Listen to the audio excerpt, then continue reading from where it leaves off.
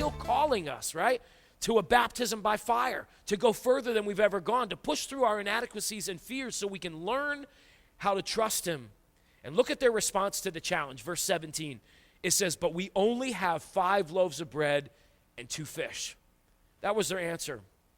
What I love about the Bible is that it shows us exactly how much we are just like the people that are recorded in the Bible. I don't know about you, but when I think of Peter, James, and John, the inner circle of Jesus' disciples, I think of them as superhuman. Right? I think of them as like these 3 guys. I mean, they literally walked with Jesus. They had to have been superhuman, but the truth is, guys, they were just like you. They were just like me. They were just trying to follow and allow their faith to grow. When Jesus called them on the carpet to do something about the situation, they didn't respond with faith and excitement. They responded with excuses. How many of you would admit that that sounds a lot like you sometimes? Anybody out there, raise your hand. Just put an emoji in there right now. That's me. I respond with excuses. When Jesus calls you to do something and you know you're inadequate, right? God, I know you're calling me to do something about this family in need, but I only have so much money, and if I use that, I won't be able to pay my bills. God, I know you're calling me to serve, but God, you don't understand. I work 6 days a week and sometimes 7. Like Sunday's the only day I can sleep in. And if I agree to serve as a greeter, especially in the 9 o'clock service, I have to get up early and be on time.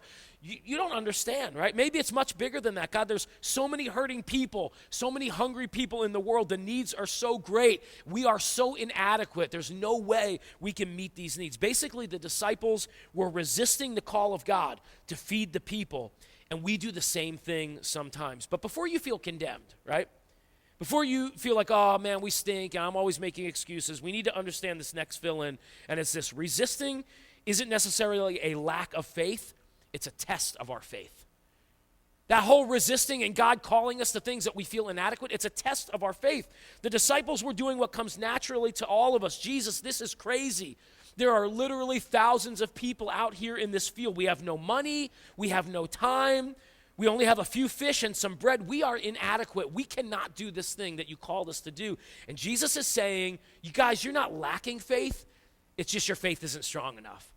And I'm testing you so that you grow. I mean, think about the purpose of a test. I mean, I hated tests and quizzes. If you like tests, you got some mental problems, right?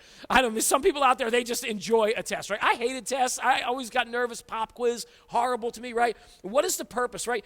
Tests are designed to see if our knowledge on the subject is strong enough to go to the next level, right? That's what a test is, right? When you take a test, your scores reveal how much more work and studying you need to do in order to be prepared to go to the next step. Jesus was saying, listen, you guys are resisting, and I get it, but this is a test that you're about to take. It's about taking your faith to the next level, and if you've learned enough and you're ready. So I want to challenge everyone who's listening to this message today. If God's calling you to step out and do something with your faith and you feel inadequate, don't let the devil condemn you.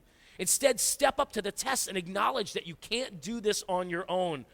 But don't step back.